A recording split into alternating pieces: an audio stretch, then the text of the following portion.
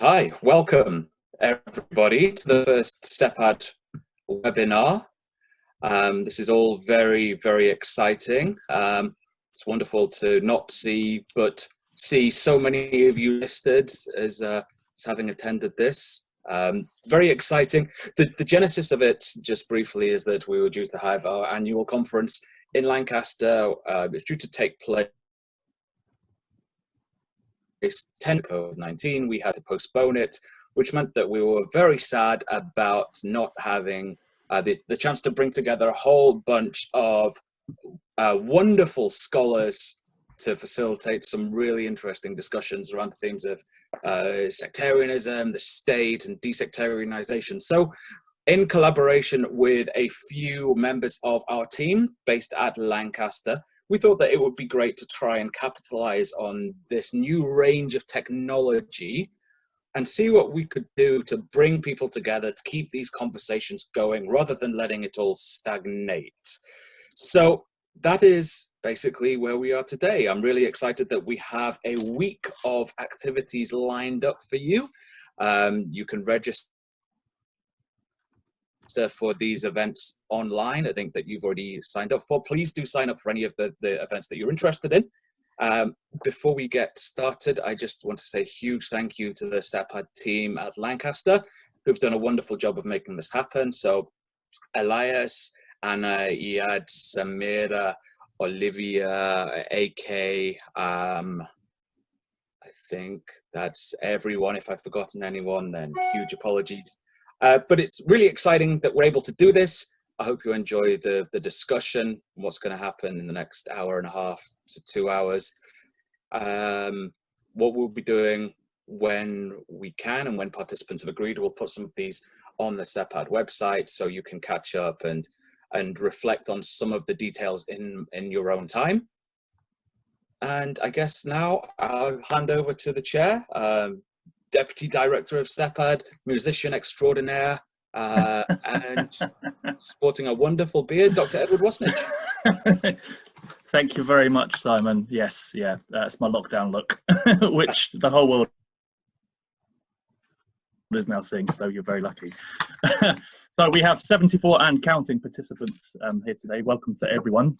This is vastly more than any conference setting I've personally presented at, so it is great to see so many people taking advantage of these very unusual circumstances that we find ourselves in.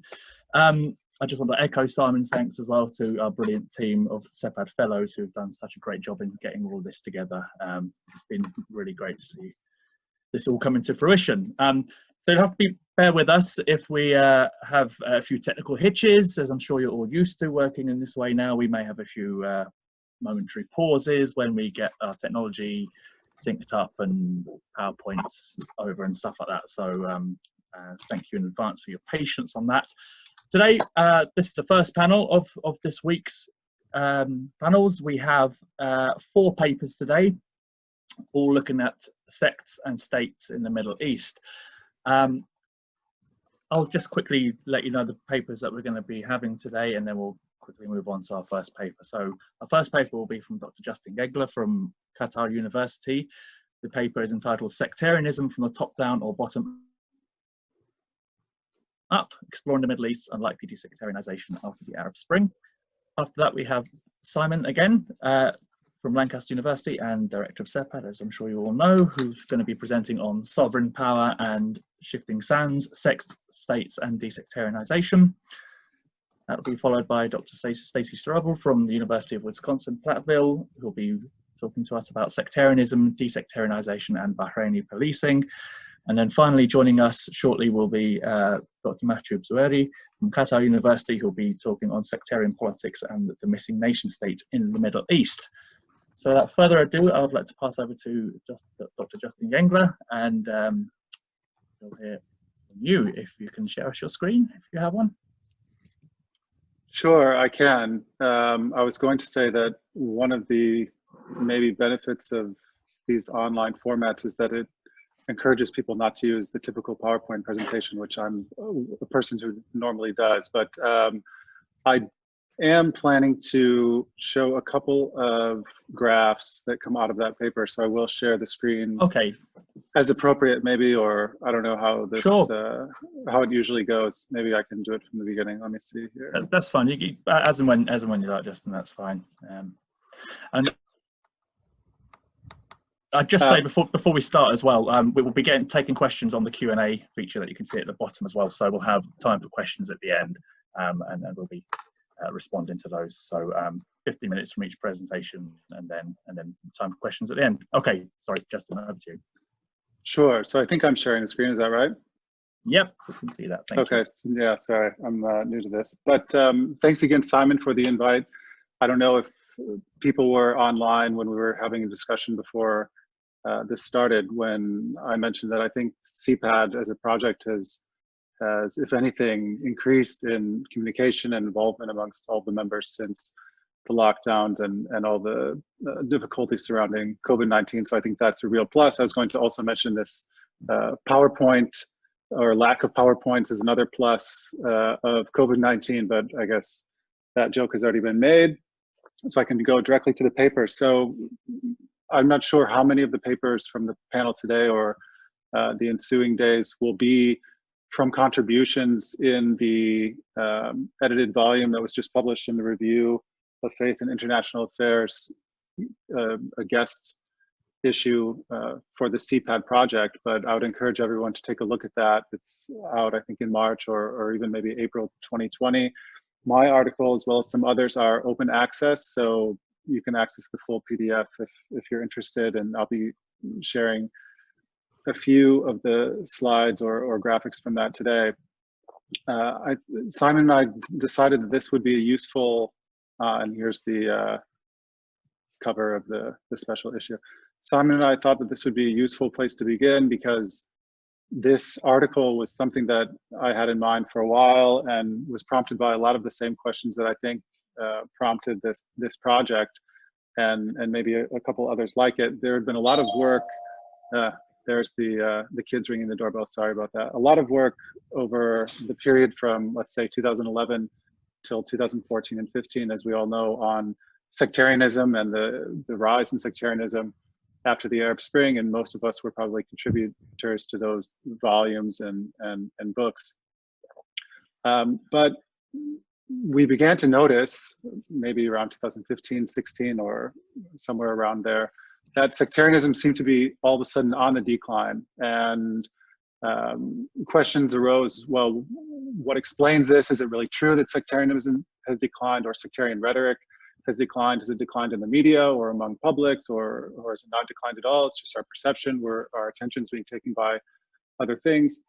And so that was the first question that motivated this paper, was, can we try to draw some conclusion from an empirical standpoint about whether or not sectarian rhetoric in the Arab world specifically has declined from the period after the Arab Spring? And then, assuming that it has, and my working hypothesis was that it had, how then do we explain this puzzle, at least in my mind, between, on the one hand, a decline in sectarianism, or sectarian rhetoric, or sectarian politics, however we want to define it, after 2011, on the one hand, and on the other hand, increasing competition between the two sectarian actors, Saudi Arabia and Iran, and their proxies over the same time period. If anything, the structural international sort of factors that people had hypothesized or theorized as contributing to sectarianism at the state level were increasing, but yet we saw, on the contrary, a decline, apparently, in popular sectarianism. So there seemed to be an incongruence there, and the article begins with the vignette of the Iranian, or suspected Iranian, attack on Abqaiq oil facilities in Saudi Arabia, and the fact that in the aftermath, media aftermath of that event, there was very little sectarian blame game or rhetoric. It was much more about interstate conflict and potential war between two states, not between Sunni and Shia actors. And that's obviously a very different type of reaction than some of the rhetoric we saw after the Bahraini uprising, after the Syrian uprising, and tensions between Iran and Saudi Arabia and some other actors. So there seem to be these two questions that, at least in my mind, needed some answering. On the one hand, is it true that sectarianism decreased? And then how do we explain the fact that it's decreased at a time when we might have thought that should have increased?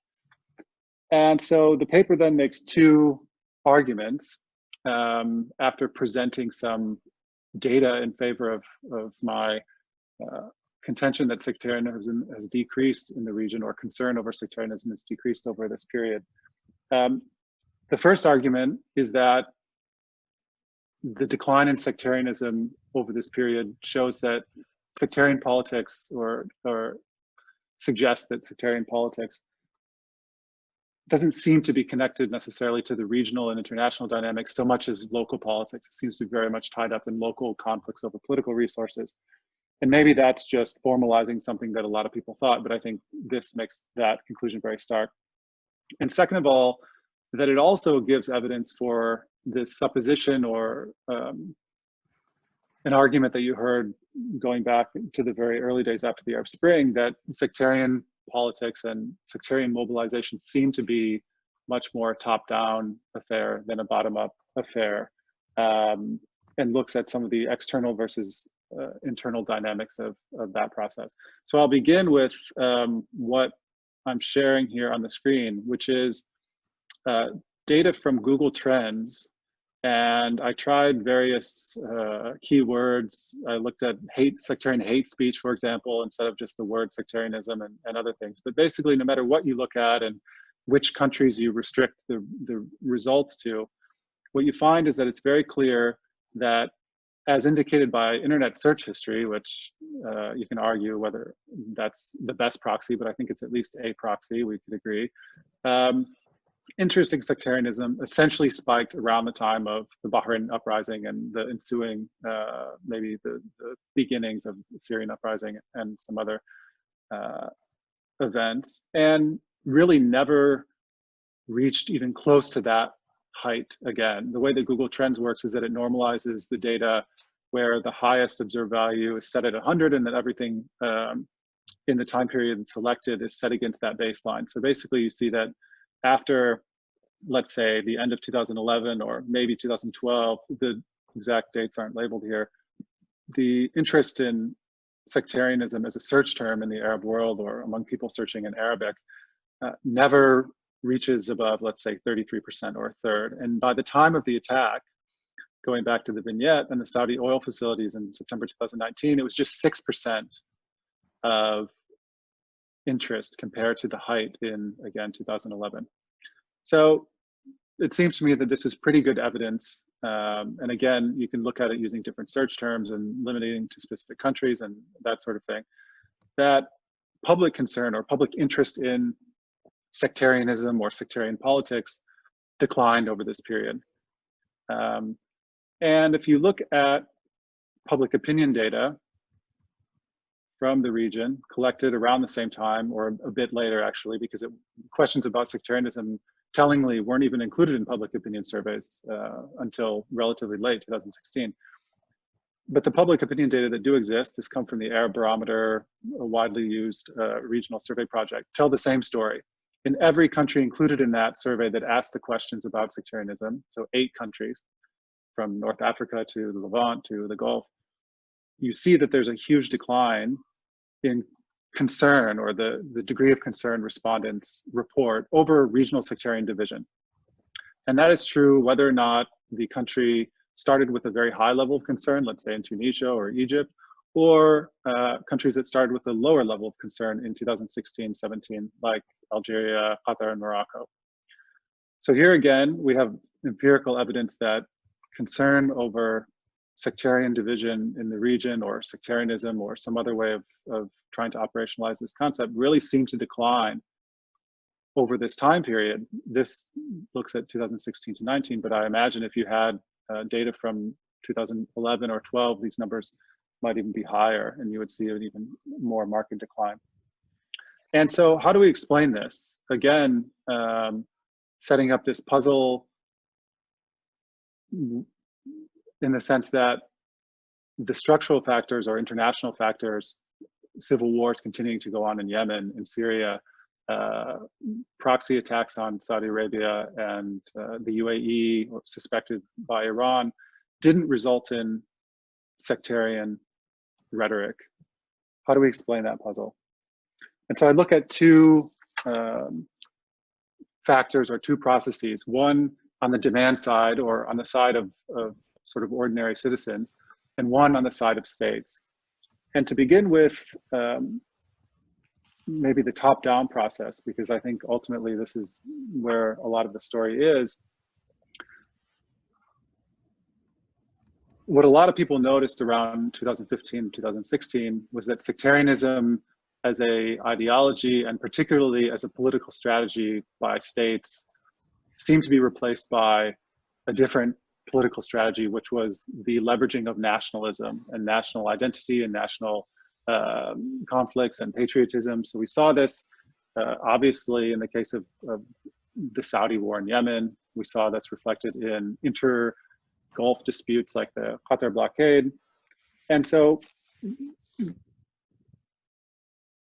the paper makes the argument that sectarian politics, if we think of this as a classic divide and rule strategy, is very good at demonizing an internal enemy and making sure that the population doesn't rally behind a single political objective and therefore splits whatever opposition what might exist. This is sort of a standard interpretation.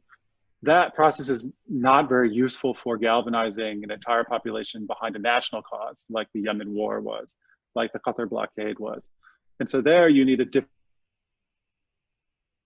sort of strategy and mobilizing ideology. And nationalism seemed to be that, and it continues to be, I think, in a lot of places in the region. And around the time that people began observing this, or 2016, 2017, I think was around the same time that projects like CPAD and some other collaborations started studying these processes of desectarianization and saying, okay, what exactly is going on? And how can the decline in sectarianism actually tell us a lot about what caused it in the first place? And I think that's the essence of this paper. The other thing that, the other process, in addition to this sort of top-down reorientation of state priorities and state goals, which require national sacrifices rather than fractionalization of the population, is a bottom-up process. And obviously the paper comes to the conclusion that top-down processes are very important, but it's not to discount the role of everyday sectarianism and bottom-up processes as well. The other thing that happened after 2011 was that a lot of the conflicts that were very salient and seemed to hold the promise for material resources to be shifted substantially between different factions within countries like Bahrain, like Saudi Arabia, and other places, were winding down because essentially the state had taken control of those situations. And so sectarian identity as a mobilizing force lost some of its momentum or its raison d'etre, because these conflicts that previously existed no longer needed settling. The political space had closed. The opportunity structure was no longer there to have sectarian identities serve as the basis for coalition building in these states. Obviously, sectarian identities are still useful for a lot of things, but given the very harsh clampdown on the political sphere in the Gulf region in particular, but elsewhere in Egypt, after 2013, 2012, 2014, there simply wasn't this type of opportunity for sectarian entrepreneurs and for sectarian identity to serve as a catalyst for political mobilization that there was in 2011. So that's the bottom-up process that the paper also tries to explore. I think I've probably spoken for a while. I don't have any more fancy graphics to show you, so I think I will leave it there and hand it over to the next participant. Brilliant. Thank you very much, Justin. That was great. Okay, what we'll do, we'll take all of our questions in the round at the end. So if people have questions, you can use the Q&A function and send them in, and we shall endeavour to get them asked of the participants. So what we'll do is move on now to Simon's paper. So Simon will be presenting on sovereign power and on shifting sands, sects, states, and desectarianisation. Over to you, Simon. Great, thank you very much. So there's a joke to be made here, I think, about academics trying to work PowerPoint and then asking us to work Zoom and PowerPoint seems like a dangerous game. But here goes nothing. And I should also apologize, Justin, I am using PowerPoint. But hopefully you can all see that anyway. Is that right? Excellent. Okay, so thanks, Justin. Thanks, Eddie. Thank you, everyone, for coming along to this. I'm going to share some ideas from a few things that I've been working on, broadly relating to SEPAD, but also to some of my own research pertaining to sectarianism, to states, to sovereign power, and trying to put it all together, really. I guess it's going to be painting with a rather broad brush, but what I'm hoping is that as we move through the week, there are going to be more specific papers who can fill in some of the more fine-grained detail that can hopefully bring life to some of the things that I've been talking about today. So broadly speaking, I'm going to talk about my new book, Houses Built on Sand, which was published by Manchester University Press earlier this year, and an article that came out in Middle East Law and Governance also earlier this year. And the two are speaking to the same types of questions, fundamentally concerned with what is the role of states and the question of sects within states, states as political projects, and the position of sectarian identities, amongst other identities, of course, within the context of these political projects. And what I argue in the book, and to a lesser extent in the article, is that states are political projects that are fundamentally organized along the lines of inclusion and exclusion. And this is drawing on the work of Hannah Arendt and Giorgio Agamben to say that, look, if we want to understand a state, we need to understand a political project, which is based around the idea of a community. A community defines itself in regard to what it is and what it is not. So you're defining a political project by drawing a line around it. As Arendt says, you're closing off an outside against an inside. So you're defining yourself against what you are not. But what we start to see is that there's a really complex set of interactions taking place across the 20th and into the 21st century in the Middle East, where we see these political projects designed through inclusion and exclusion becoming increasingly complex, contested, because sects and other identities aren't independent phenomena, but they're located within time and space.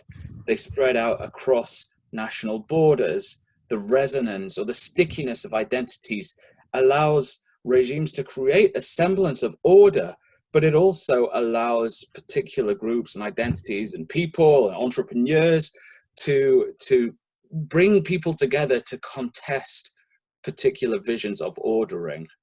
So what I'm saying essentially is that to understand contemporary forms of sectarianism, we need to locate these sects within the complexities of time and space and political projects. And it's through doing that that we're able to understand some of the things that Justin was talking about on his fancy graphs. So if we look at states more in detail, what we find is that states are the contemporary manifestation of politics and political power. And excusing the typo, but to quote Ibn Khaldun, politics is fundamentally about the survival of the species. So Khaldun is concerned with imposing a degree of order on a particular space. Now, that vision of order is complex, it's performative, as Charles Tripp, Charles Tilley, and Joel Migdal all acknowledge. It ebbs and flows, it waxes and wanes, it's complex, it contracts, it grows, and it's an amorphous beast, essentially.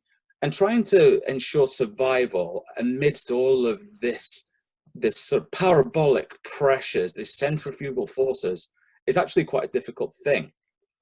And when you factor in that states are designed to instill order and regulate life within this, particularly in the context of a post-World War I Middle East, where there are a melange of competing visions of political life, be it tribal organization, be it indigenous forms of politics, be it the post-Ottoman legacy, be it increasingly prominent forms of colonial power.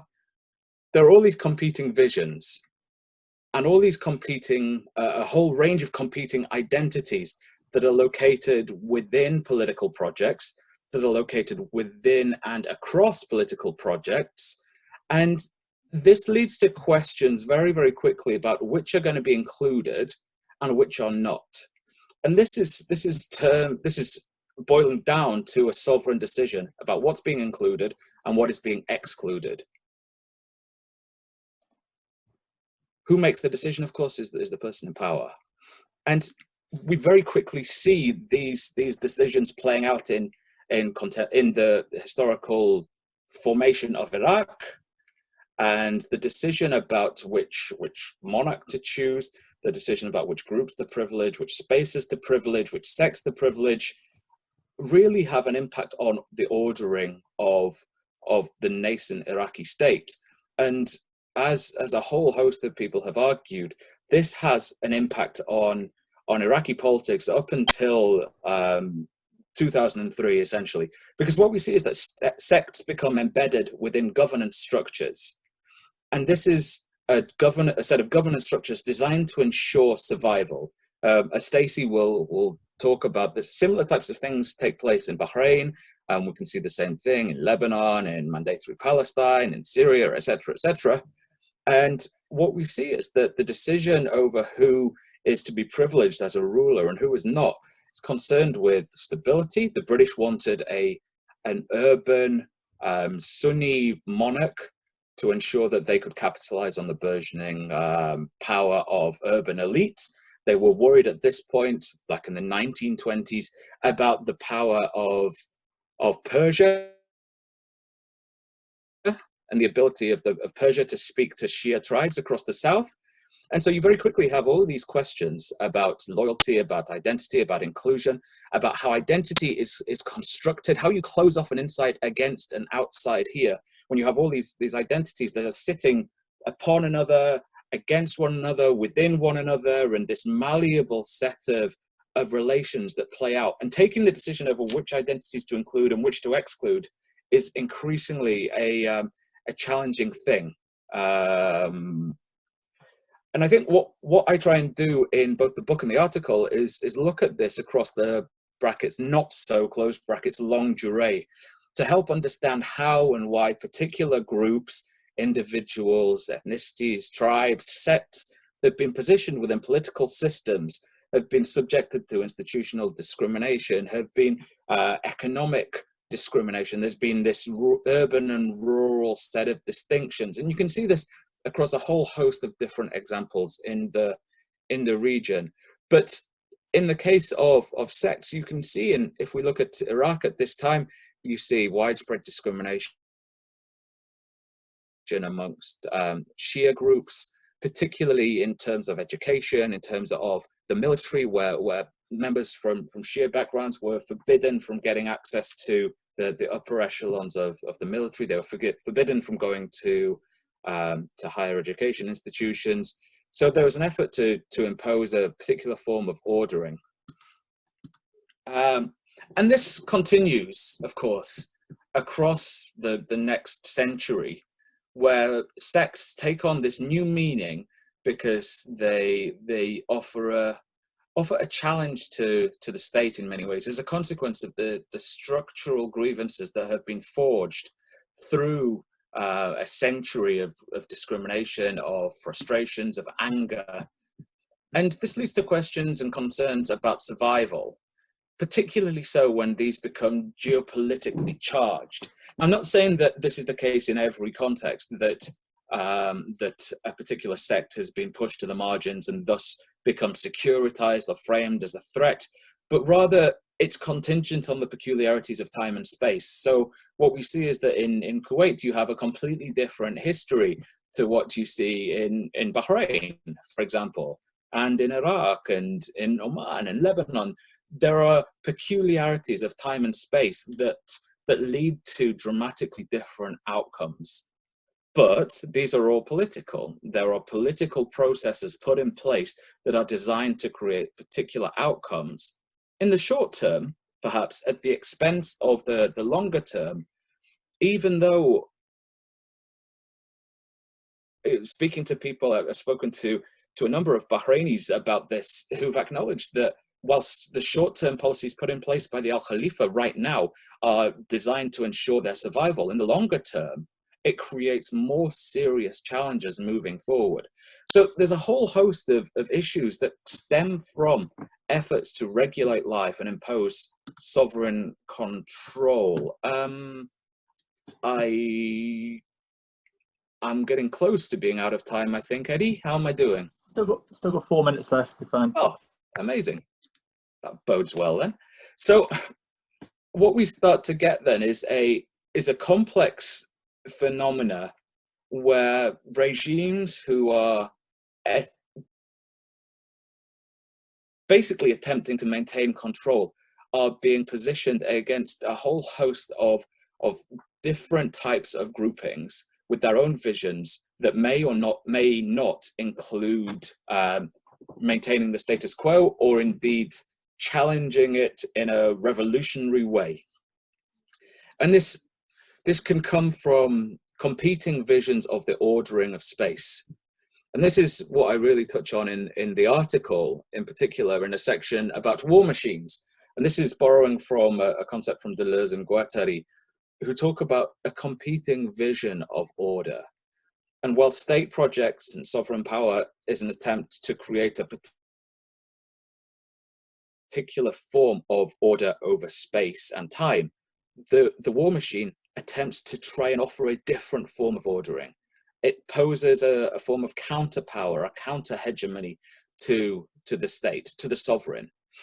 And I think this is particularly interesting with regard to sectarianism, because the stickiness of sects, as Staci talks about in her wonderful book, the stickiness of sects allows identities to resonate across time and across space, and they can become imbued with a whole host of different meanings.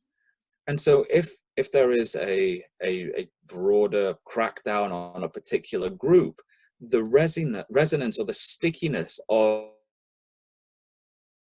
these identities allow it to serve as a means of mobilizing people, as allows these ideas, these identities to spread. There is something fundamentally sticky about sectarian identities that allow them to resonate, that transcend the purely instrumentalist position put forward by a number of people, and the sort of the thin constructivism, if you will. There's something more to it that allows identities to take hold. And I think this can really lead to a serious struggle over the state and over resources. It opens up a new space for competition if the conditions allow it. So in 2011 in Bahrain, we saw this moment where the regime of the Al Khalifa was challenged. And it was challenged by a moment of coming together, a moment of possibility, an opportunity for a new form of politics. But that very quickly was crushed as it was imbued with sect-based animosity. But if we look at other cases, we look at Yemen, for example, a set of protests and uprisings from 2014 that weren't necessarily sectarian took on this sect-based meaning. because of the framing, and because of that, because of the way it was all brought together, it started to gain a form of resonance and a form of stickiness that allowed it to transcend its initial framing. It allowed it to take on a new form of meaning. So something that wasn't necessarily sectarian in the start becomes a bit of a self-fulfilling prophecy here. And it allows for a serious, this power of identity allows for access to a serious struggle over the state and its resources. Now, of course, it's not limited to sects. Onto my last slide, if I may, Eddie. I'm conscious I'm out of time. But if we're wanting to work towards a desectarianization, and this is something that we've been trying to work through a lot in CEPAD, it's a complex phenomena. It's not just a case of trying to negate processes of sectarianization. As we'll hear in a panel on Thursday, there's the whole raft of issues with that, as our special issue of Faith and International Affairs explores, and Morten Valbjørn's piece in particular. It's not necessarily just a normatively good thing to work towards desectarianization. But what I'm going to argue, and what I argue in the book, and what I argue in my contribution to that special issue, is that it involves a reimagining of political life. It involves a reimagining of the way in which particular identities are positioned within political life. Now, all of this is contingent upon time and space. It's an ongoing, fluid process. And this is something that Elias Ghazel will talk about on Thursday, an ongoing process with regard to the post-Taif agreement in Lebanon. But it's fundamentally about the state. And the state is at stake here. Because if you can reorder politics in a way that either speaks to these broader concerns of economics, good governance, democracy, human rights, dignity, the state is at stake here. But of course, it requires dealing with a new form of politics that isn't necessarily an easy thing to achieve. Right, I will leave my time there. Thank you very much. Brilliant. Thank you very much, Simon. That's great. Okay, just a reminder to everyone who's watching online, if you can put your questions in the Q&A bit, then it'll be easier for us to sort through them after if you're popping up in the chat. But yeah, got some coming through, so if you can just pop them in the Q&A and then we can collate them and ask some of the panelists at the end. Okay, our next presenter is Dr. Staci Strobl from the University of Wisconsin-Platteville, and she'll be talking to us on sectarianism, desectarianization, and Bahraini policing. Over to you, Staci. All right, the dangerous game of screen sharing. Let's see what happens. I'm new to this. Let's see.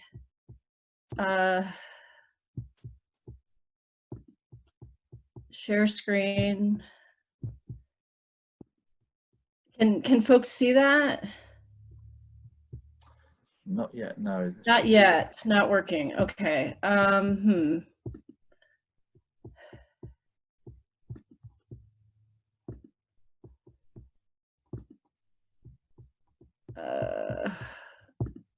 Apologies. No problem. I'm hitting share screen. Is there anything else I need to do after that? Staci, I think you'll need, this is Elias, I'm just the photo next to you. Apologies, yeah. No worries, I think you'll just need to click on the window that you want to share as a screen. It will probably give you options to choose from. Okay, yeah, I'm doing that. So you can choose which window essentially that you have open. You can share that. Okay. All right, well, it's open. And I'm hitting share screen. Is it giving you options, different screens to choose from? Yeah, but it's saying open systems preferences. Oh, okay, wait, let's see if this works. Okay, I won't waste too much time. I'm gonna give it 20 more seconds here. And then I will go without. Okay, I'm going to go without because I can't get it to work and I don't want to waste everybody's time. So, and then in another twisteroo, so I was going to talk about Bahraini policing, which is super in my wheelhouse and super safe for me to do and probably could do in my sleep. But then I said, you know, why live so safely? Let's do something a little bit more interesting because I think there's a more pressing problem in policing when we look at sectarianism and then in the Gulf region. And that's the rise of the GCC police. And I think we really, as scholars of sectarianism, and if you're interested in securitization within political science, this is really an avenue that I'm going to be paying some more attention to going forward. And so when we're looking at policing in a transnational mode, there's very little to sort of compare the potential GCC police, and it was started in 2014. Its advent was in 2014, and it is the member states of the GCC that are coming together to form a new institutional partnership to police within their states. And in terms of comparison to that, you would have to look to things like Interpol, the UN police, Europol, Afropol, all the different pols that are out there. And so what I'm trying to do right now in my work is sort of try to understand GCC policing within the notion of transnational policing and police studies, and then talk about how the difference, which I'll point to in this brief chat, the difference that GCC policing is undertaking, the distinction that it's making from other transnational forces, is a response to the sectarian uprisings in the Gulf region. And so I would argue, kind of piggybacking on what Simon had said in his presentation, I think this is one of the political projects that would fall under his theoretical framework, in the sense that I think this is a site by which inclusion and exclusion is really being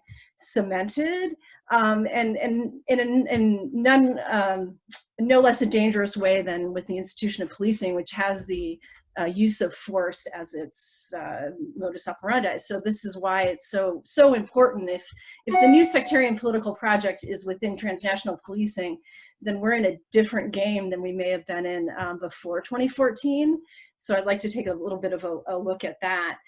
When we look at transnational policing within the field of police studies, one of the things is there is a sort of normative analytical framework that's important, and it is normative, so there's a little bit of a should and could in this framework. But I think it's important because transnational policing really, as it's practiced in those other entities that I referred to, tries to do some things that prevent it from turning into draconian secret police or other kinds of dangerous situations. And so David Bailey in the early 2000s has put forth sort of the enduring four things that police scholars tend to not even think about anymore, because it just is what should be done and is being done hypothetically, or what the aims are. And those four things are that a transnational police force should be accountable to the rule of law and not to individual governments, that it has public safety as its primary operational objective, that it respects human rights, and that it has transparency. And I'm not going to argue here whether the other transnational forces have those features, but they all aspire to those features in their documents and in their underlying governance frameworks. And so there's not a lot of speech really about those broad things, as much as it has to do with, when we're talking about these transnational police entities, how are these police how are these police agencies operated? What are their goals in terms of operations? And do they have a standing police force that can be deployed? And so I'm really looking at multilateral transnational policing organizations, not bilateral ones. So I'm not talking about a lot of the federal agencies in the US, for example, that will make a bilateral agreement with a particular country. I'm really talking about something like Interpol and UN police and so on. And what we see in these organizations, that all of them except for the UN police, they do not have a standing force of their own. So they rely on member states to cooperate, and if there is a actual on the ground mission, they're going to use national police forces. And according to press releases in 2014 on the advent of Gulf policing, the intention, although it has not yet been realized, the intention is for the GCC to have its own police force. Now, we know that the GCC has the PSF, the Peninsula Shield Force, which it used to quash the Bahraini uprising. That's a military operation. And we're very familiar with like NATO, for example, military entities having standing troops potentially in certain transnational contexts. We don't see that in any of our transnational policing entities except for the UN police. The UN police are a peacekeeping force. And so we see the entire sort of governance operation of the UN sort of behind those deployment decisions. You have no deployments are able to go forward without UN Security Council approval and resolutions. It then drops to the General Assembly for budgets and administrative factors and personnel and all that stuff. So there's a really wide governance framework for what might happen in terms of the UN police. We do see a rise. Another trend that's interesting is we do see a rise in transnational policing and the fill in the blank POL or fill in the blank POLs that are rising. So 2017 AFRIPOL for African Union countries has come up. Asian Pol is in the last few years for Southeast Asia. And then there's also the policing of AMERIPOL, the police organization for the Americas, which is primarily Latin American countries. So there's some sort of global trend that's catching on where these things are happening. The question becomes why in 2014 does the Gulf Cooperation Council want to get in on this act, and that they're getting in on this act in a really distinct way, that they're actually modeling themselves more on something like the UN police with a standing force and with very nimble on the ground capabilities in a way that a lot of our other transnational police forces just don't do. So Interpol and Europol, for example, are entities that cooperate in terms of data and intelligence. But again, the actual folks that work for Interpol or Europol are mostly bureaucrats and researchers and analysts. They do not have a standing force. And so I think that's really, really important to point out that the GCC police, though they don't have it yet, have aspired to have this standing force and to sort of point, I'll talk a little bit in a second, a little bit about how that goes on. Europol and Interpol, just to gloss over briefly, have constitutional language and further documentation for how they avoid turning into politicized entities, how they try to maintain a focus on cooperation against sort of criminal organizations that's grounded in international law or European regional frameworks. And so they do that through the kind of governance structures that they have in terms of sharing, to not have any one country's agenda sort of lead the way, but have things be decided on as affecting the region as a whole. And they will not get involved in things that like political assassinations or hate crimes that have to do with identity. That is verboten in those institutions. And so we see that that's a very careful consideration. When we get to the GCC police, what we get to is, yes, they want to cooperate and have the data and the intelligence and even the sort of fugitive alert system, and perhaps even the moving towards, there's been some talk of moving towards a GCC arrest warrant, much like the European arrest warrant. We've seen some of that talk. And that would be something that you could say, if you're a police scholar like myself, okay, that's pretty normal for a region, particularly nowadays, to want to aspire to. Where we get into some unprecedented and unique and distinct waters is having a regional standing force with a joint command. So the PSF, as a military command, was, from the military point of view, when the Saudi and primarily Saudi and Emirati troops went in to quash the Bahrain uprisings, it was actually operationally chaotic because it relied on national forces to cooperate. And so you didn't have a joint command, and you were putting together a force from outside into a territory. And so it was very ad hoc, which means that it may not have operationally gone down as smoothly from the point of view of the commanders as it may have otherwise. So I think what we see, and even is that most onlookers at the rise of the GCC police in 2014 will say it's a direct response to the Arab uprisings and to the kind of criticisms that the GCC had for going in with the PSF military forces. So I'm arguing here that it's more complicated. I shouldn't say more complicated.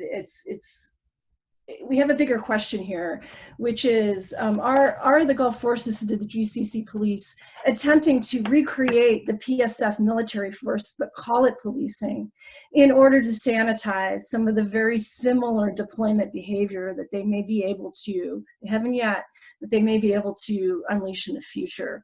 And so it's not, so right now, to be clear, they have the intelligence and data cooperation structure like many of these transnational organizations, and that's fine. But what we're looking towards is, are they assembling this standing force? There's been a little bit of radio silence. There's not a whole lot of transparency, as you can imagine, with this thing. And so part of my project in the next year is I'm going to try to nail down through various interviews and networking, and I'll take confidential informants. I'm a former law enforcement myself, so I'll work with those if that's where we go here. But I'm trying to figure out if this is being quietly assembled or is it being discreetly shelved. I'm not sure what the state of this standing force is right now, and so it's my empirical research project going forward to sort of nail this down. But regardless, if it does go forward, it's going to pose some new problems for some of the stuff that Simon was talking about in terms of inclusion and exclusion, because it's actually going to force multiply the ability of a Sunni monarchy to quash something, to respond to civil unrest and public protests in the streets internally within GCC countries. Force multiplying because it will then have very easy, not ad hoc access to region-wide strengths of forces that are calling themselves police. And so I would argue that that makes them sound like they have more rule of law and maybe more community groundedness than may actually be the case. And I think it was in the early press release for the advent of the GCC police, Qatari Foreign Minister Sheikh Khalid had a really interesting quote. Sheikh Khalid Al-Attiyah had a very interesting quote explaining why this was necessary. And although nobody has come out and said Bahrain freaked us out and we are Sunni monarchies, we worry about our legitimacy and our staying power, nobody says that outright because this is the Gulf. But what he did say was, we want to be an Interpol-like force, but inside GCC countries. And when I looked at this, you know, it's just one quote. It can be tossed away as anecdotal or individualistic or solipsistic, but I think it's a really important statement because you have a foreign ministry, and the foreign ministers are very, very involved in the development of this police force, which is not the ministers that normally work with policing. Your interior ministers are also involved, as you would expect. But my eye is on the fact that the interior ministers and the foreign ministers are together working on the details at various workshops and delegations and meetings to put together this force, which for me raises some questions. And for it to be Interpol-like, but inside. So the idea is, we looked at Interpol and we saw that wonderful cooperation, and we saw the fugitive alerts, and we saw the joint investigations and the networking of judicial investigations, and we liked that, but we wanted more in the GCC because we want to be inside. And I think that that blurring of the external cooperative foreign framework and the internal inside Gulf, wanting to be inside Gulf countries, the sort of collusion, I guess is a strong word, but the sort of working together of the foreign and the interior ministries on this political project, I think speaks a lot as to where we're going. And I do think we really need to be worried because we have 6 Sunni monarchies who are extracting their public policing, or sorry, excuse me, they're extracting their policing from the kind of normative public and community on the ground that policing normally would have to at least pay lip service to.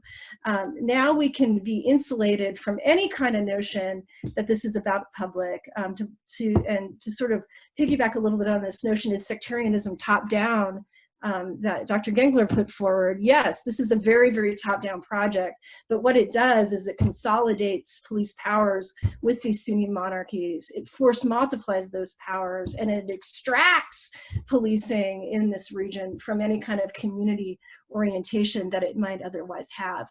I'm running out of time, and what I would have gone into if I had time, and I'm happy at the Q&A if anybody wants me to explain more.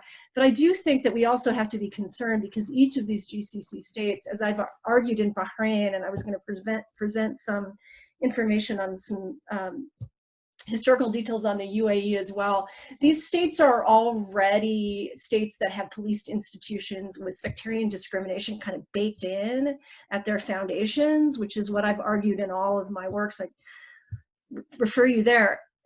That has not changed, despite a lot of this sort of new notion of transnational policing and a lot of new things that have happened related to responding to the uprisings and so on. That hasn't changed. So we have already, what I would argue, discriminatory and illiberal police forces that are going to force multiply into this transnational force potentially. So, you know, this is something to keep one's eye on. I'm certainly going to be working on this going forward, and I'm looking forward to seeing where it leads me. It's hard to stay out of the normative framework and to not see something particularly dystopian about some of these developments, but I'll try to be open-minded because perhaps there's some other places that we can be more positive about this development in, and we'll see. So thank you. Wonderful. Thank you very much, Staci. That's a really interesting presentation, and thanks very much for keeping to time, as everyone has done very well so far. Okay, we're going to move straight on to our final panelist, and just a quick reminder as well, if you can pop all your questions in the Q&A section and we'll collate them afterwards. So I'd like to present you Dr. Mahjoob Zweiri from Qatar University, who's going to be speaking to us about his paper, Sectarian Politics and the Missing Nation State in the Middle East. Over to you. Thank you so much. Good evening, everybody. I hope you are all doing well. You see, I'm just enjoying my time on the sea. So try to just escape out of the, serious scientific debate. So, this paper is being done or prepared by myself and my research assistant, who's a student in our Gulf Study program in Qatar University, Ismail Zaroch, who actually, hopefully he will be also a PhD student soon. We basically tried to look at differently how to understand sectarianism in the Middle East. There is a lot of ways of how to handle this or how to present this.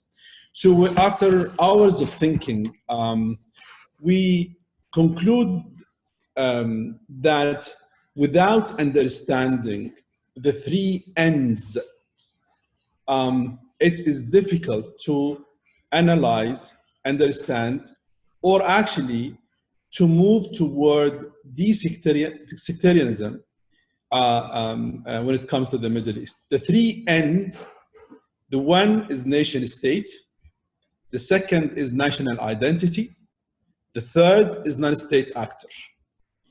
And we do believe that the three ends actually have shaped politics of the Middle East, at least since the 70s of the 20th century.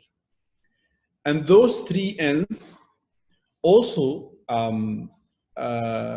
with the support of external factors and the competition between those actors, helped to weaken basically the political platform in the region and pushing the different groups, including sects, to be more active when it comes to politics in the region. It's very interesting to say that when it comes to the sectarianism in the Middle East, there are four main places where the debate is very, really hot. The one, when it comes to Lebanon, which is, I do believe that the sectarianism in Lebanon is being manufactured by outsiders. It's very interesting to see that country like France putting together a sectarian constitution in Lebanon, and then Iraq, then Yemen, and Syria. And those four examples, they are republics. And that is another issue we have to look at. Those four examples, they are republics. They should be more moving toward a nation state. However, you see that they are fragmented, divided, different actors, they are actually playing and changing the whole political dynamic. And it's very interesting to see that in those four examples, when we looked at the nature of politics of them, we also realized that these countries are weakened, are failing, are, you may call them actually fragile state. And the question appears here, the fragility in those countries, is it a result of sectarian politics, or actually sectarian politics is has led to fragility of the state? And that is a huge, an important question. Why country like Iraq, after years under Saddam Hussein, overnight has become fragmented, divided? It seems impossible to see a united society or you see a strong state in Iraq.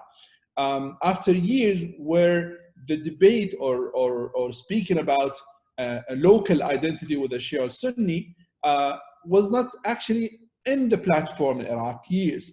What happened in 2003?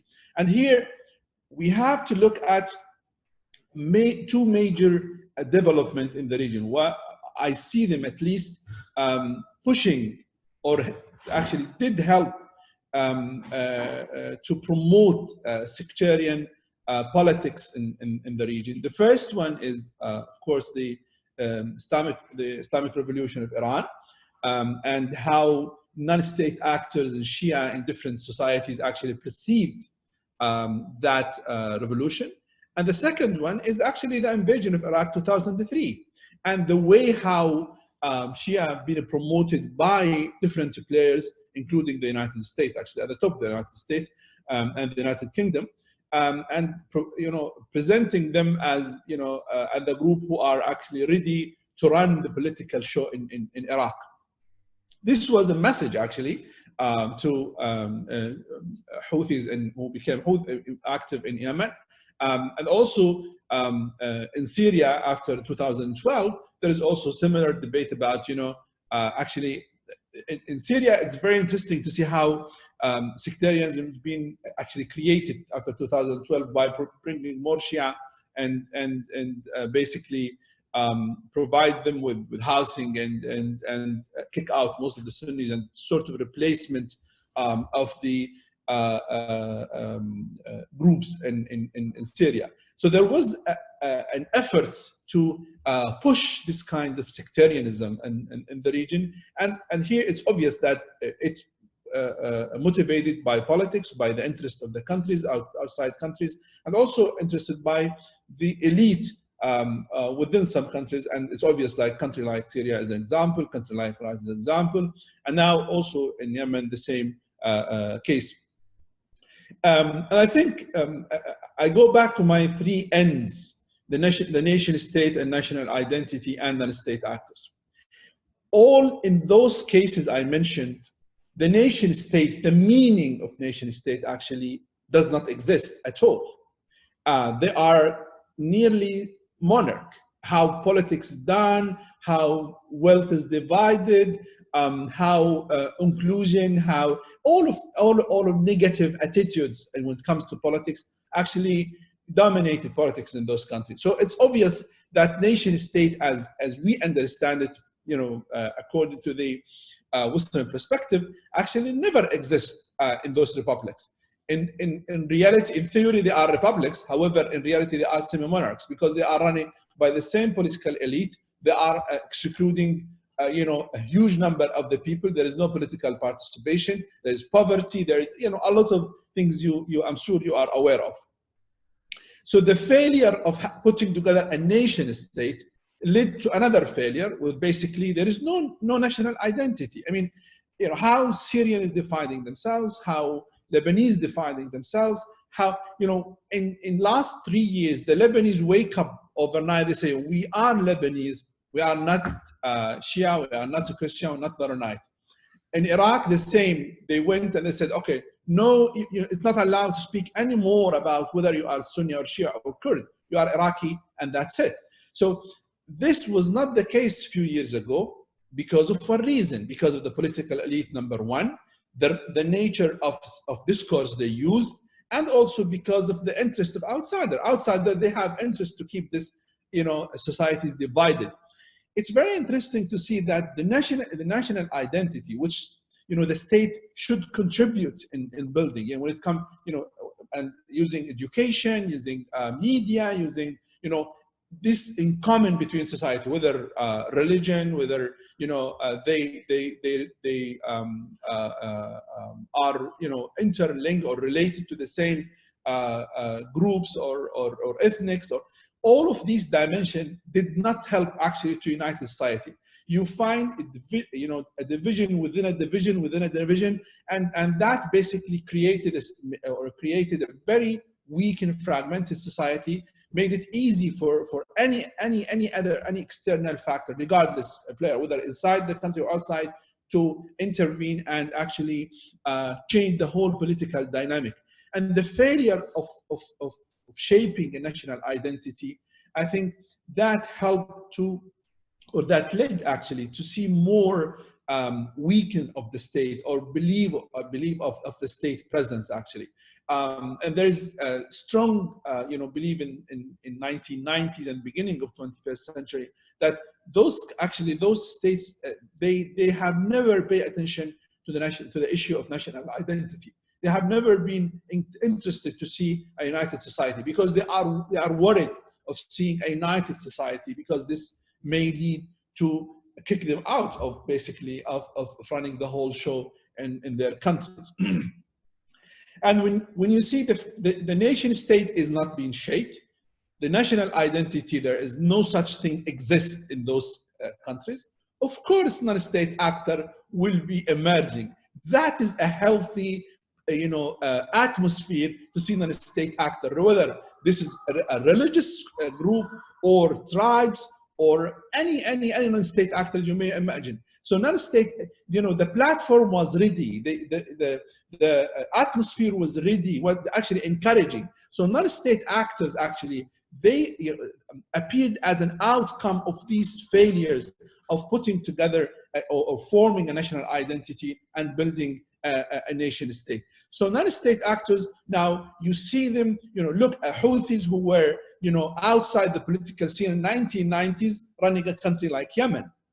Shia in Iraq who were in 1990s, crushed by Saddam's regime at that time, they are running the political show. So, and those group, instead of learning, or instead of running the political scene differently, they're actually following the same. They are another copy of Saddam Hussein, another copy of Ali Abdullah Saleh, but under the sectarian identity. So I think those three ends are likely to continue controlling the political scene, at least on those four republics.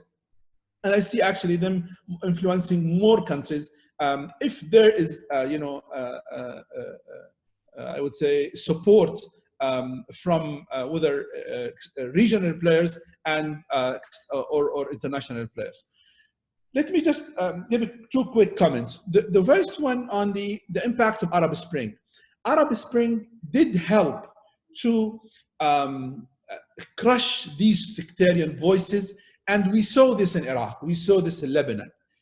But because sectarianism has roots in the region, those voices were easy to crush them, even though there was a lot of attempts to crush them. But still, there is the new generation. They believe, or they think differently about how the future should be, how we should be as a society, shaping our relations between different groups. And that is something promising, actually. The awareness created by Arab Spring, the failure of educational system which been running the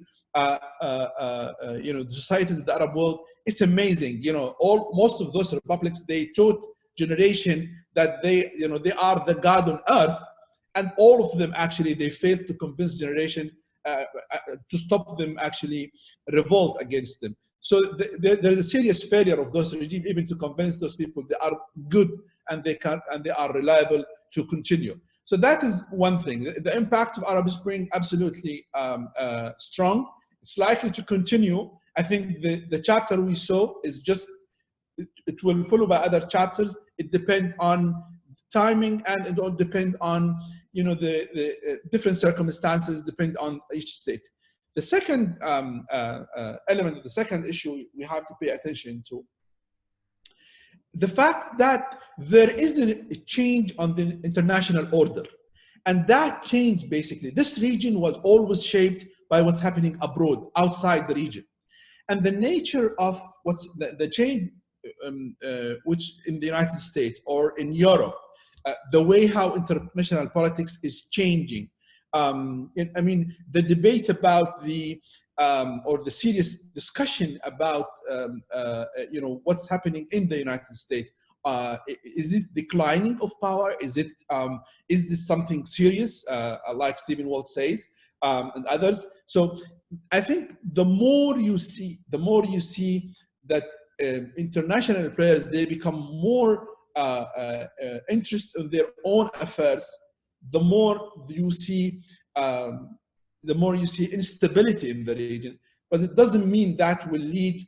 That doesn't mean that this kind of instability something negative. I think this is a phase. This is a needed phase to move towards stability, because societies are learning how to be independent, how to be more.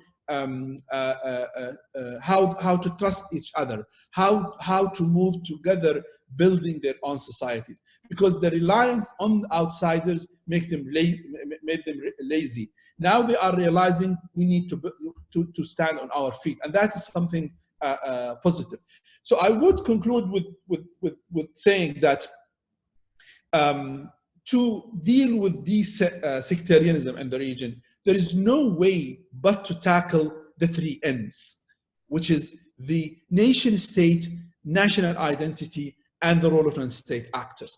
That is the way, at least we believe in, that's the way to move toward more national, strong state and united society, regardless any kind of other identities within Middle Eastern society. This applies on Arabs and non-Arabs Arab societies. Thank you so much. Brilliant. Many thanks for another fascinating presentation. Okay, so we've had quite a busy Q&A chat box here, and Justin especially has been busy typing away his responses. So quite a few of the questions have been answered already, actually. So a technical question actually for Elias. Can our attendees see the Q&A questions and responses? Or if people can just tell us in the chat if they can see them, just to avoid me having to repeat them for you all. Because I believe they can see the questions being answered. Yes. Okay, perfect. Yeah. Okay, great.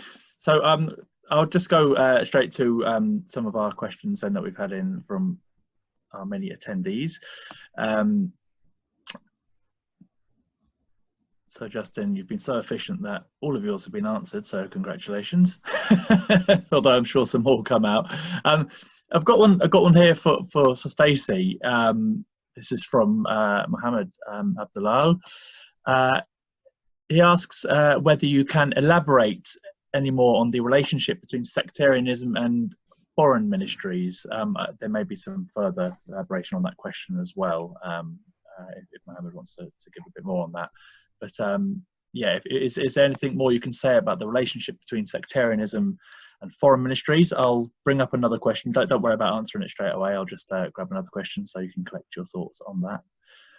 I have a question here from Sukru, who asked a question of both Dr. Zweiri and Dr. Gengler, and that is, to what extent does the presence of rich natural resources or Saudis competing views with Iran over oil prices provoke sectarian clashes in Saudi Arabia, particularly in the eastern region? So really the presence of natural resources, how does that influence, or does it, add to the notion of sectarian conflict at all? Sounds like a good question for Mahjoob. Better than it was asked to you both, but yeah, sure. I mean, I'll let whoever wants to take that, and I'll just grab one more question while you're gathering your thoughts. Bear with me just one moment as I pull it up, because I had it for a second. Okay, and this is also a question to Mahjoob. This is from Sam Mace. So this is, do you feel the weakness of the states could be attributed in part to the stickiness of sect identities, which is something that Simon was talking about, and the inability of sort of minority authoritarian governments to imagine a politics outside of exercising the power that's kind of created a perpetual conflict of identities versus state power? So is it to do with the weaknesses of states? Because there was lack of political participation. When groups, whether minorities, whether majorities, when people are excluded, when they are not actually involved in politics, of course, you will have this kind of such an outcome where people, as long as I'm not involved in politics, as long as my voice has not been taken and not been heard, I'm not electing, I'm not voting for any kind of representative, all policies made without, I'm being, of course that helped, because basically, the relationship between state and people actually is becoming from top down. I dictate on you what to do. So you have nothing to add to me as a state. And that's such behavior helped, in a moment when this state failed to protect itself. Look what happened in Iraq. When Saddam failed to protect itself, look what happened. All people, they just, shown that we don't belong to Iraq. I belong to being Shia. This belongs to being Sunni. This belongs to being Kurd. So this kind of putting people under one umbrella by political representation, by, offering them the platform to feel they belong to this country, belong to this system. That when this failed, of course, that the result will be more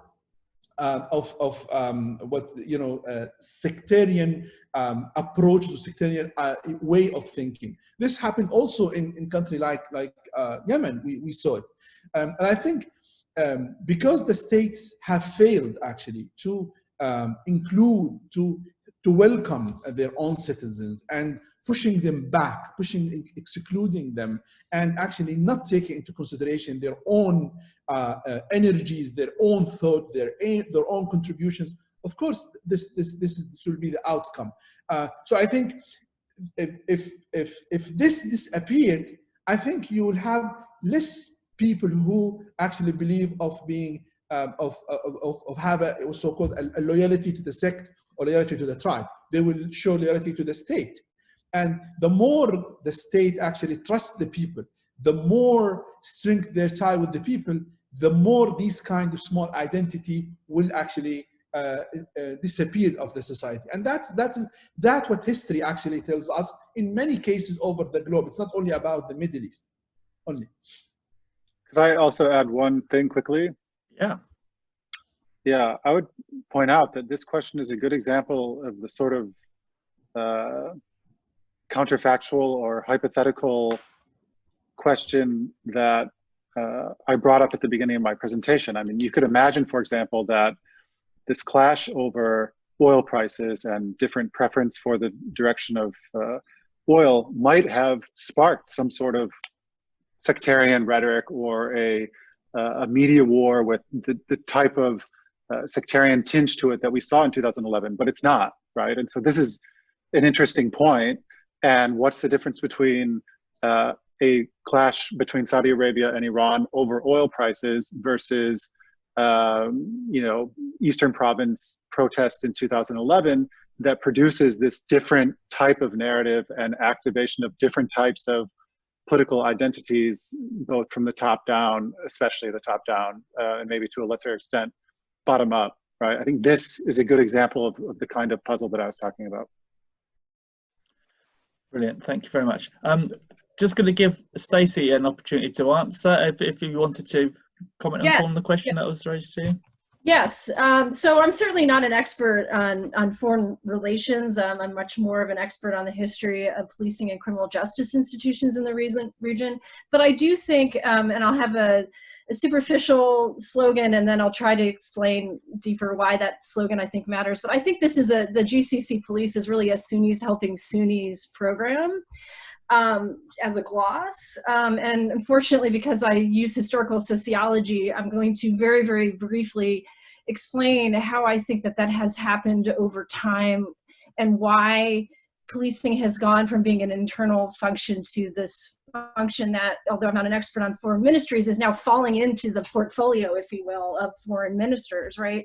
And so if you look at the history of policing in the region, it's relatively recent, it's British imposed.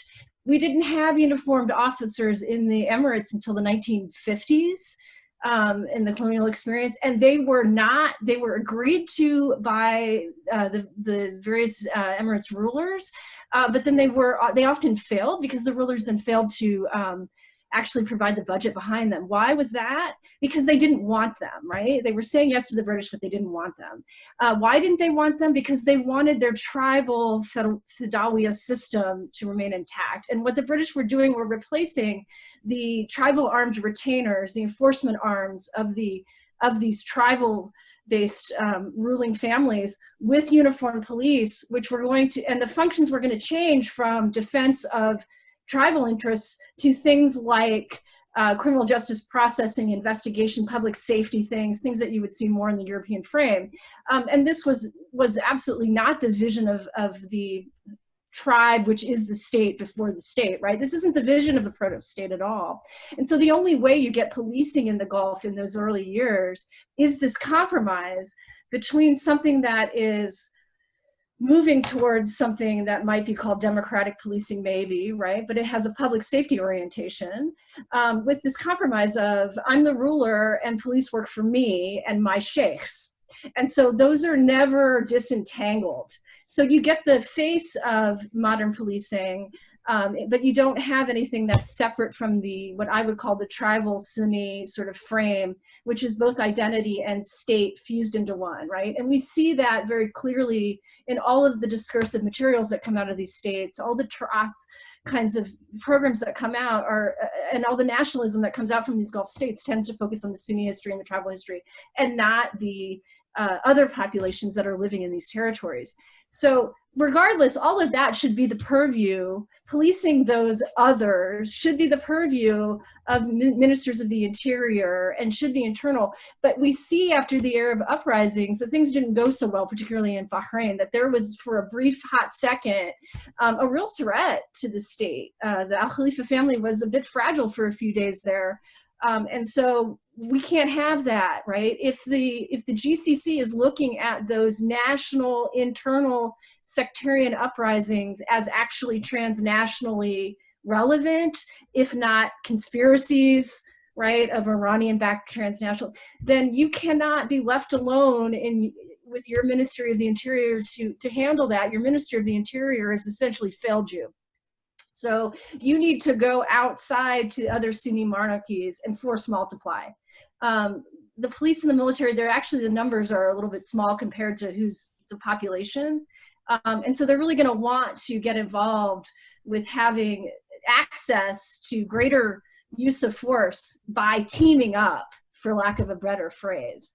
And so that's where the foreign ministers come involved, I think. So I don't know if that answers the question, because it's this internal, external blurring that I know Simon's talked a lot in terms of, Agamben has some really great theoretical ideas about the internal and external blurring as being part of the political problem in the modern age. So it's a long way of saying that I'm seeing that blurring of foreign and interior, and that blurring of police and military. Can I add this footnote on Iraq and Iran and Saudi Arabia, please? Sure. Sure. Yeah. You know, both Saudi Arabia and Iran, if you compare their attitude in Saudi Arabia in 1960s, 70s, and 80s, even 90s, and the Iran Islamic Republic of Iran after 1980s, they have similar, they followed the same actually policy or the same attitude.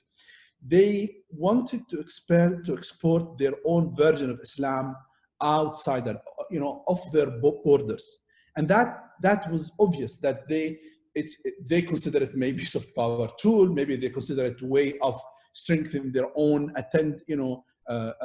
role outside, or maybe they it's to gain more legitimacy for different reasons. So I think both, the way how they handled, the way how they used their own version, their own understanding of Islam, in the case of Saudi Arabia, Salafis, and here the Shia, I think that's worth to be studied deeply, actually, because this is an Islamic Republic of Iran, that is the monarch, but the way how they handle religion and sects and how they try to use it for political purposes, that is something really worth to be studied deeply, and look at the state behavior using the wealth, building networks, using the weakness of this other states,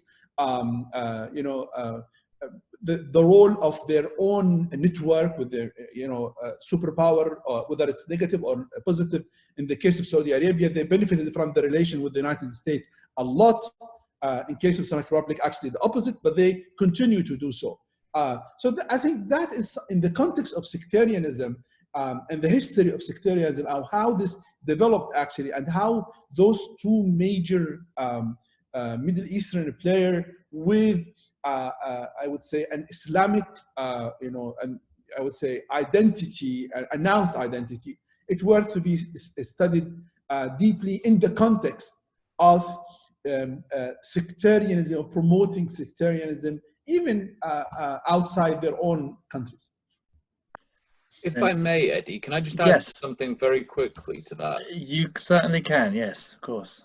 Thank you, very kind. And then I have two questions for you as well. So lucky me. I think that's a really important point, Mahjoob. The one thing I'd build on it is say what starts to open up when you go down that route, and this is something that we've been engaging with across CEPAT, is that you start getting into questions of problems of levels of analysis. And what we're realizing, and what we found across the past 2 years or so, is that we can study sectarianism at different levels. We can do it right down in the weeds, as Staci's done, looking at the intricacies, the minutiae of sect-based policing in 1920s Bahrain. Or we can take a snapshot like Justin's done and look at the broader regional trends. But more often than not, what we see in the contemporary region is the way in which these different levels are interacting with one another, that the regional trend drives the intimately tiny local aspects. And those intimately tiny local aspects have repercussions and relevance beyond their particular communities. So all of this is a fluid set of processes that are interacting with one another, shaping each other, and that capturing sectarianism is actually a really difficult thing to do, that we have to be very clear in terms of the particularities of what we're interested in, the time, the space, and we have to be really precise with all these questions. Otherwise, we're left sort of running around trying to grab hold of whatever we can see and use that to understand sectarianism, when that actually is quite misleading. So that actually relates to a question that's come in for you, which was directed to you, although I'm sure everyone can probably add to this if they wanted to, and that's from Merve Chauhan. And they say, other than the case of Bahrain, and I think you've kind of answered this in a sense, but can you say that other states in the Middle East are still being reshaped or reformulated by sectarianism? Is it an ideological tool to help shape the politics in favour of sovereign or concrete leverage to what really is going around in the Middle East? Yeah, I think that's a really interesting question, and it sort of relates to the one above it on my screen from Louisa.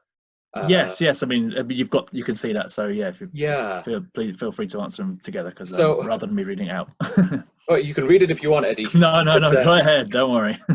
So I think there's a whole host of different states that are experiencing this in a number of different ways. I think that's the important thing to say, that there isn't just one way in which states are being shaped or reshaped or influenced by sectarianism, or I think following more of a Fanad Haddad's line of thinking, sect-based politics. And I think acknowledging that is really quite important, because then we can see that, look, sectarianism plays out in a range of different ways contingent on the political organization or the particular structures that regulate life in that state.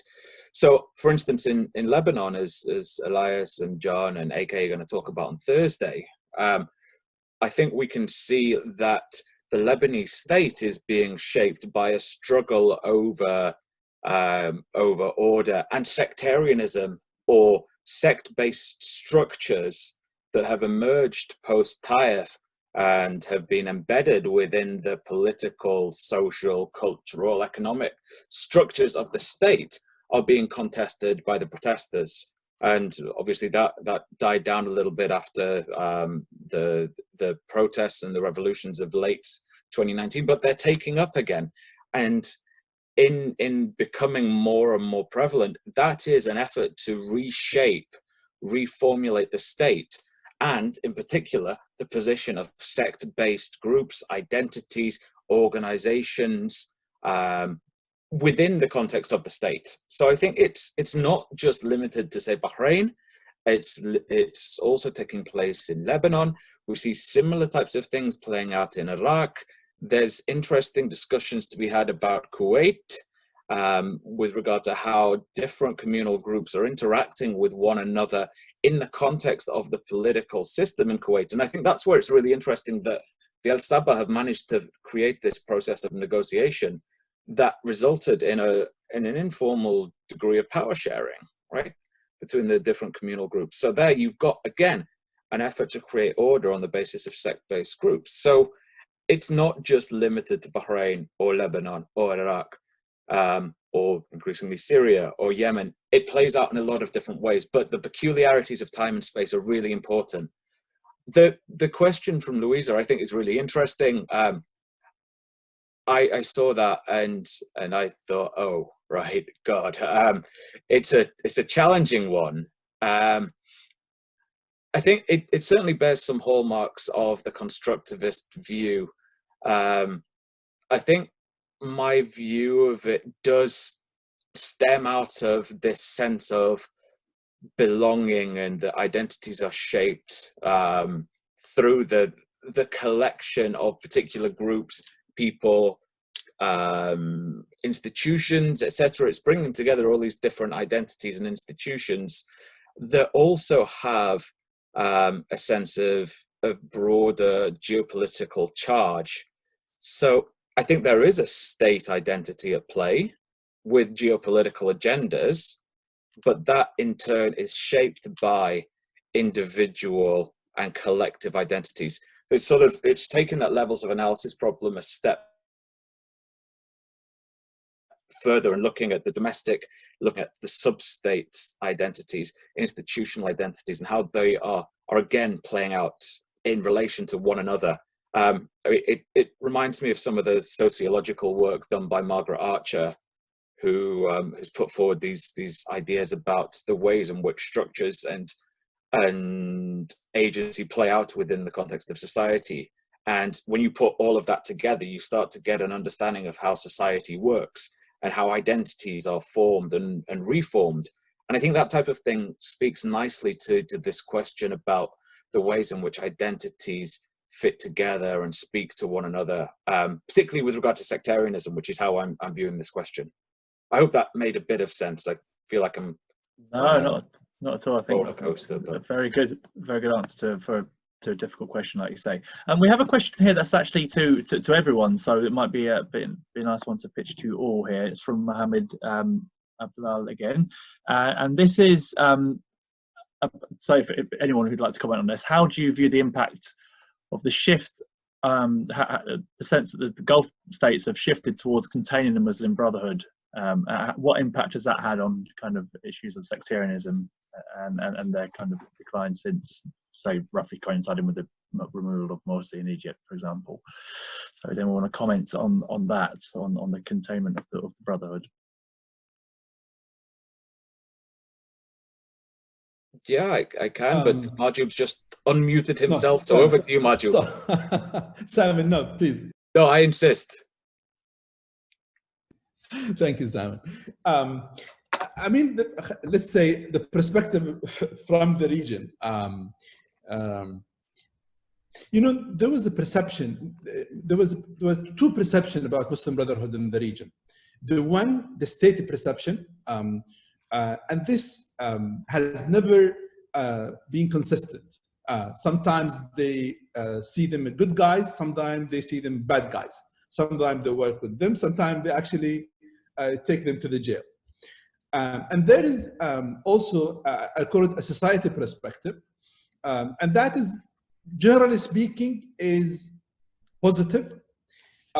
Because they were engaged on social level with people, and they have sort of good communication with people in different societies.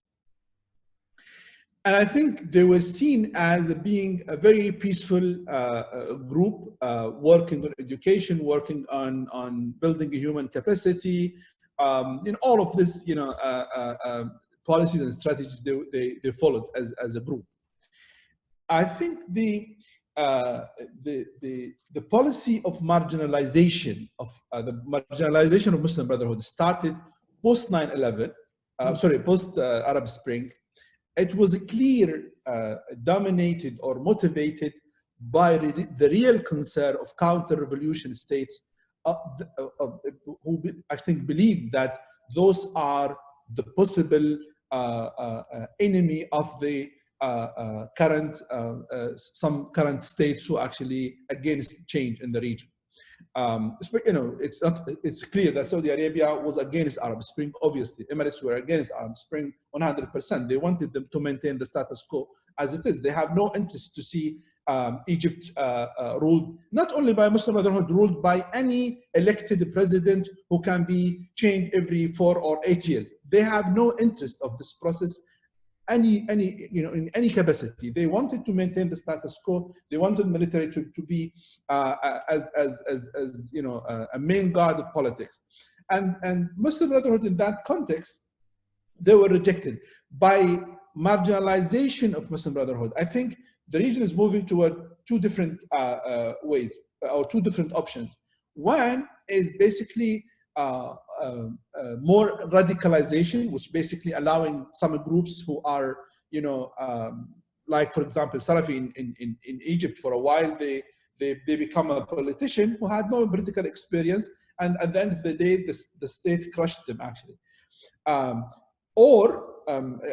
This kind of, I would say, choice done by some Islamic groups supported by the government. Or actually you have the way where you have smaller groups who present themselves as being, you know, the strongest element of Islam and try to impose their ideas, ideology, identity on people. And this basically leads to radicalization. And I don't think so that's really a healthy environment. And that's actually pushes towards sectarianism, because that is what dividing the society. Muslim Brotherhood attitude was very balanced when it comes to the sectarianism, and looking deeply to their attitude in different places. Actually, in recent years, after Mohammed Morsi went to Tehran and made his speech in the Islamic conference, that was the first time you heard from a senior Muslim Brotherhood leader and president of Egypt at that time, something criticizing Iran for being sectarian. That was really a strong statement. You know, in other cases, it's very hard to, you know, later on we heard from Yusuf al-Qaradawi criticizing, you know, some countries for being sectarian. Generally speaking, Muslim Brotherhood, they distanced themselves from sectarianism and sectarian discourse 100%. In the recent years, I felt they were forced to come out and say something.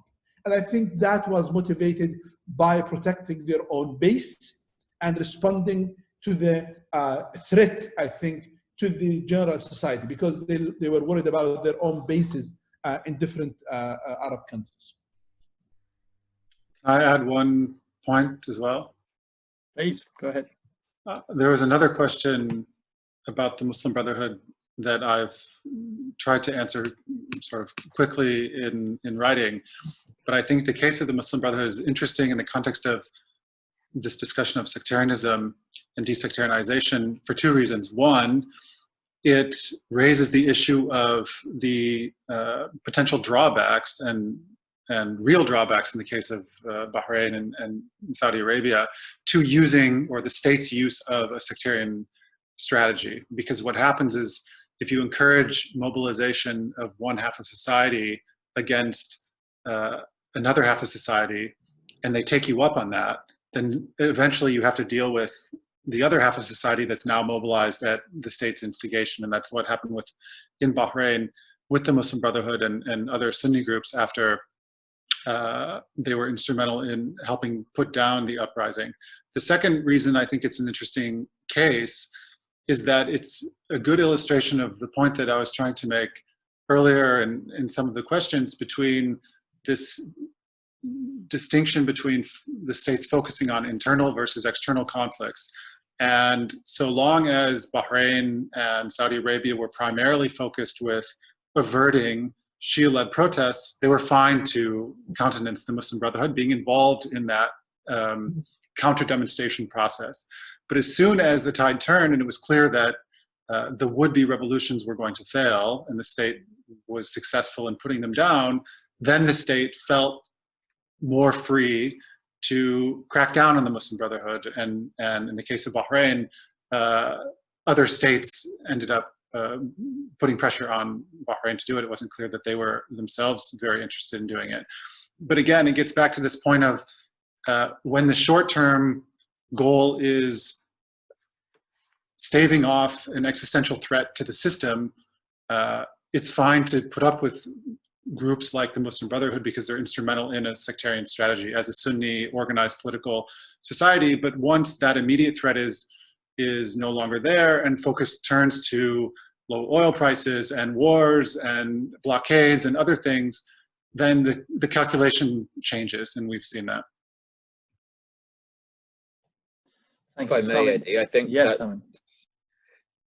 I think that it's a really important point here. It's building on what Justin was saying about the ways in which you sort of you draw the lines in which you're trying to order society. And if you're drawing them in terms of a sectarian division, then it risks adding to the stickiness or the resonance of particular identities. Right, and that's the short-termism versus the long-termism that I was talking about and Justin was talking about. I think that the Bahraini case is fascinating because the Al Khalifa worked very closely with the Muslim Brotherhood. They were very close allies because of the view that they were a conservative organization that could be on the front line of the struggle against Shia groups, against al-Wafaq. And so there was that close alliance. And I think it hit about 2014, and I'm not convinced that the Bahrainis actually wanted to really go hard against the Brotherhood. I'm not sure that that was really what they wanted to do.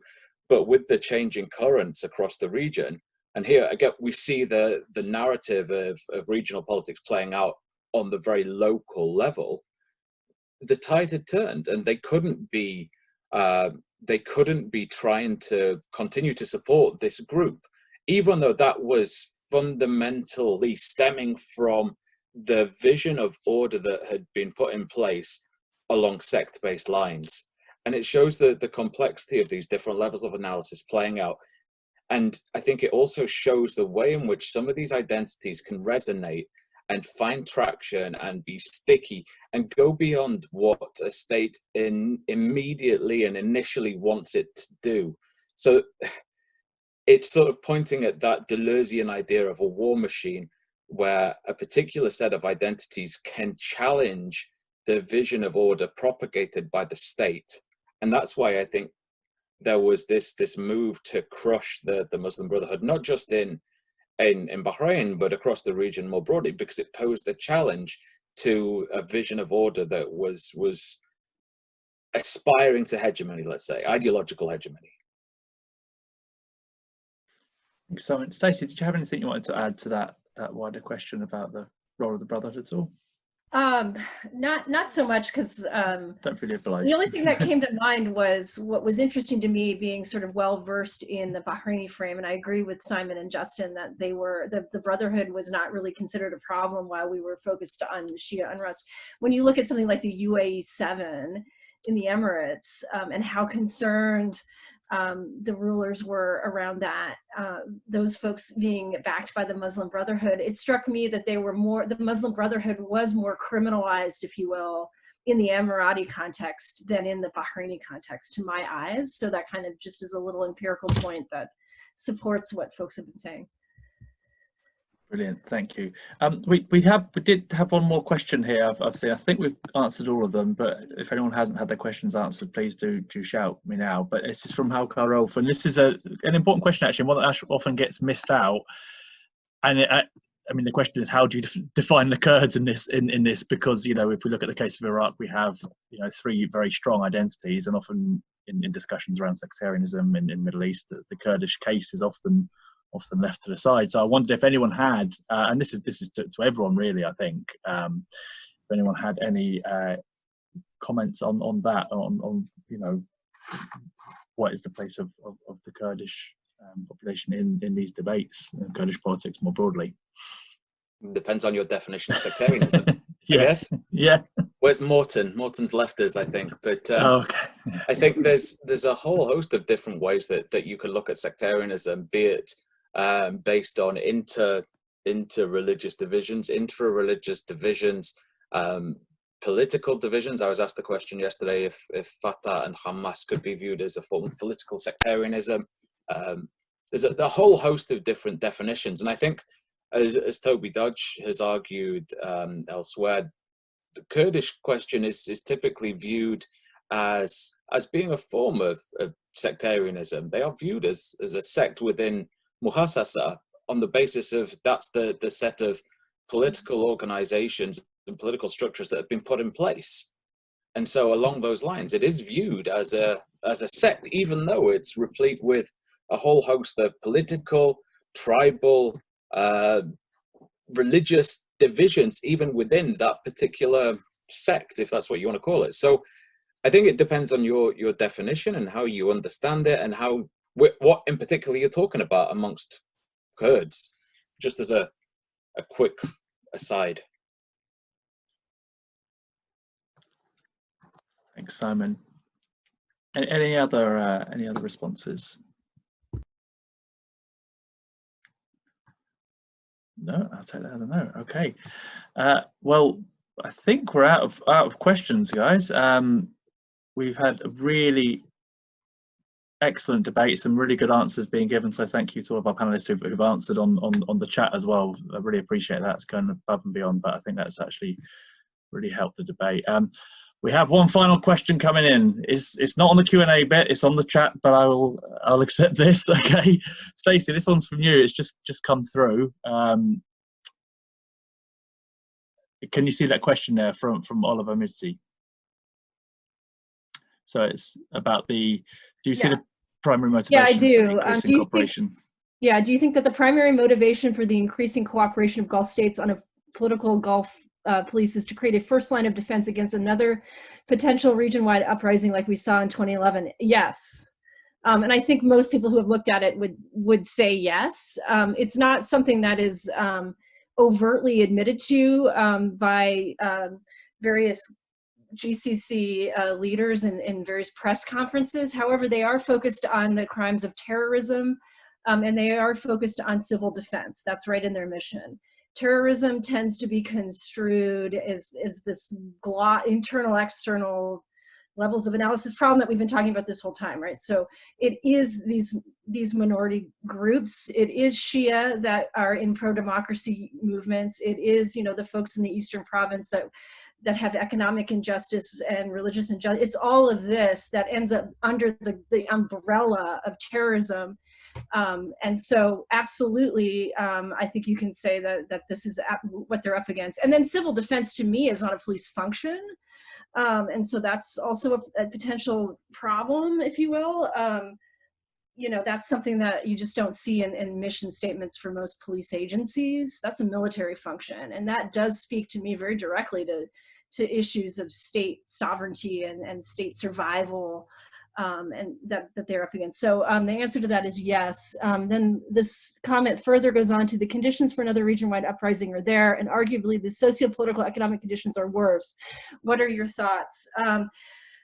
I'm not one to predict uprisings. It's not really my game, but things are not getting better. I think that in terms of sectarianism, I was very interested in Dr. Gengler's presentation, because what we are seeing is the rhetoric is changing. And so it made me think, and this is just totally preliminary, has off the cuff, are we in a more euphemistic frame now, where the old words, sect, Shia, whatever those keywords were, are no longer. Now we have to be keyword searching for terrorism, and other sort of more neutral, from the point of view of sect, right? More neutral terminology.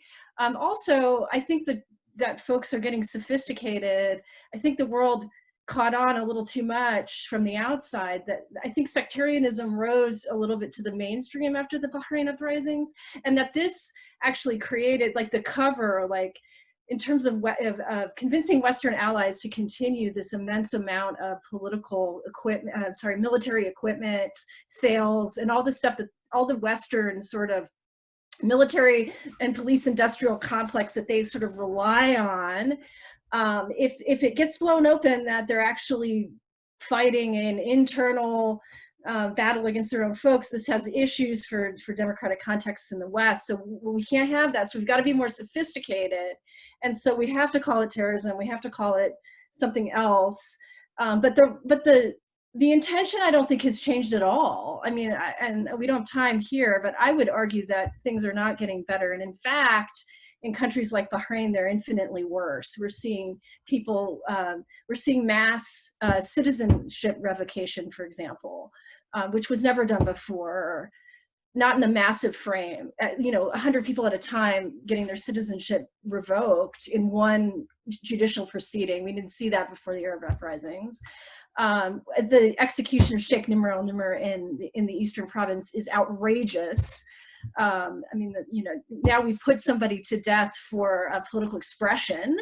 And so, no, I don't think, yes, I think that there's possibilities for future uprisings, but I also think that the machine that would put that down is becoming more sophisticated. So I don't know what's going to happen. I say something. There's probably a way to signal that I want to say something, but I would take a sort of different view on the question of rhetoric. I think there was always this sort of euphemistic aspect, and even today there still is. There are these code words like some people, some groups in society. I mean, this is very clear, even in Bahrain in 2011. There was a cartoon that I used to use in books and articles and things that was a boat, a cartoon from a government newspaper with a boat which was being inundated by waves and was being held up by one segment of society. I think the euphemism was like loyal Bahrainis or something, and then the waves were labeled the deviant sect. So I mean, it's pretty clear what sect is the good sect and what sect is the bad sect, even though you don't say the words explicitly. But I think that the difference, at least well, the first chart that I showed in the paper shows that even in internet searches, which you wouldn't imagine people are censoring their own internet searches, you see a decline in the use of the sectarian rhetoric. So I'm not so sure about that. On policing in the GCC, I wonder today, in 2020, in the event of a region-wide uprising, hypothetically, which GCC countries are going to allow police forces of other GCC countries into their country? I'd be curious about that. Maybe Kuwait, but maybe the Qataris would let the Omanis in and vice versa, and the Saudis, the Emiratis. But I mean, I think there would have to be permutations of different police forces entering different countries, because in some cases, the entry of the police force would probably be seen as worse than the uprising. I mean, depending on how crazy things were. I don't know. So I wonder whether one part of the motivation also isn't to demonstrate to the US a united front against terrorism and against Iran and other things that the Gulf states are trying to signal now with signing terrorism agreements and arms purchases and that sort of thing. And then finally, on this idea that the region is ripe for another uprising in a place like Bahrain, for example, I don't see that, partly because what's different about 2011 is that I think in 2011, people thought they could succeed, and now I don't think they could. I think a lot of the people who might have been very ideologically attached to political goals that would have gone down the road of protest despite thinking they wouldn't succeed, those people are in jail. And so the people who are left are people who sort of want to get on with their lives again. I think you saw this already by 2015, 2016.